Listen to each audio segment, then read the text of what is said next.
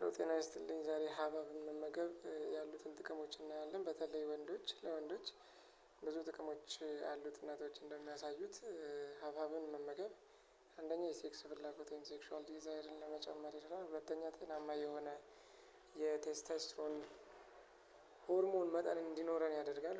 ሶስተኛ የጤናማ የሆነ ስፐርም እንዲመነጭ ይረዳናል። አራተኛ ፈርቲሊቲ ሬታችንን ለመጨመር ያግዘናል።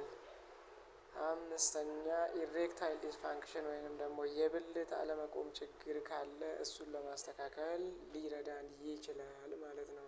ወተርሜሎን ወይንም ደግሞ ሀባብን መመገብ እነዚህን ጥቅሞች እንዴት ይሰጣል ብለን ስንመለከት ጥናቶቹ እንደሚያሳዩት ወተርሜሎን ኦር ሀባብን መመገብ ቴስቴስትሮን በደንብ ወይንም በብዙ መጠን እንዲመረት ያግዛል።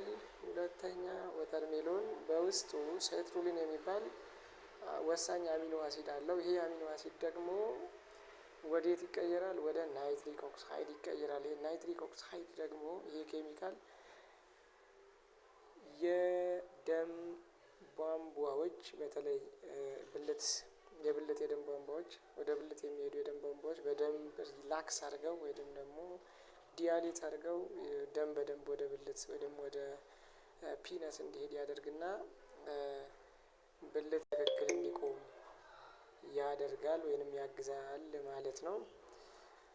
ሶስተኛ ወተርሜሎን ላይኮፔን የሚባል አንቲኦክሲዳንት ስላለው የፕሮስቴት ላይ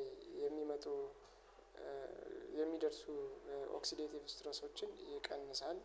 ሁለተኛ እሱ ላይ ፕሮስቴት ላይ ብቻ አይደለም ስፐርም ሴሎች ላይም የሚደርሰውን ኦክሲዴቲቭ ስትረስ እንዲቀንስ ያደርጋል ማለት ነው። ይሄ ላይኮፔን የሚባል በውስጡ ስላለው ማለት ነው። ወተርሜሎን ሌላ አራተኛው ወተርሜሎን በውስጡ ዚንክ ኢለመንት አለው። ይሄ ዚንክ ኢለመንት ደግሞ ለቴስቶስትሮን መመረት ወሳኝ ግብአት ሆኖ ያገለግላል። እሱን ብቻ አይደለም የሚያደርገው ይሄ ዚንክ ኢለመንት ፎሊክል ስቲሙሌቲንግ ሆርሞን እና ሊዩትናይዚንግ ሆርሞን የሚባሉ ሆርሞኖችን እነዚህ እነ ቴስቶስትሮን እንዲመነጩ የሚያግዙ ሌሎች እነዚህ ፈርቲሊቲ እንዲኖር የሚያደርጉ ትክክለኛ ስፐርም እንዲኖር የሚያደርጉ ሆርሞኖች ናቸው። ሊዩትናይዚንግ ሆርሞን እንደ ፎሊክል ስቲሙሌቲንግ ሆርሞን እነዚህ በትክክል እንዲሰሩ ያደርግልናል ማለት ነው። ስለዚህ ወተርሜሎንን መመገብ ወይንም ሀባብን መመገብ ጁሱን መጠጣት